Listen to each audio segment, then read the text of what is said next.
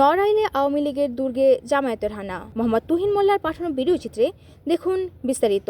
আওয়ামী লীগের দুর্গ বলা হয় নড়াইল জেলাকে। নড়াইল জেলায় মোট 2টি সংসদীয় আসন, নড়াইল সদরের আংশিক এবং কালিয়া ও নড়াগাতি থানা নিয়ে নড়াইল সংসদীয় 1 আসন গঠিত।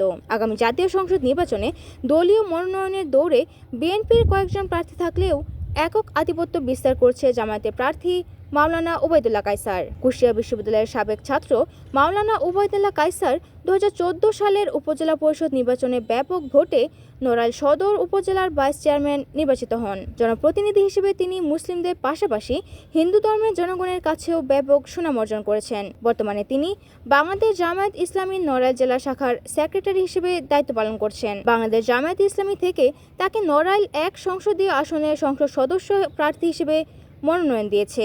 মনোনয়ন পাওয়ার পর থেকেই তিনি সকাল সন্ধ্যা সভা সমাবেশের মধ্য দিয়ে পার করছেন এবং তরুণ ছাত্র সমাজের মাঝে ইতিমধ্যে ব্যাপক পরিচিতি অর্জন করেছেন। নড়াইল 1 আসনের সাধারণ মানুষের কাছে প্রিয় নাম মাওলানা ওবায়দুল্লাহ কায়সার। আজ কালিয়া উপজেলা নির্বাচনী পথসভায় মাওলানা ওবায়দুল্লাহ কায়সার বলেন, দেশের স্বাধীনতা সার্বভৌমত্ব রক্ষা করার জন্য ইসলামকে রাষ্ট্র ক্ষমতায় আনতে হবে। আগামী নির্বাচনে দল মত নির্বিশেষে তিনি কালিয়াবাসীর কাছে ইসলামের পক্ষে ভোট চান।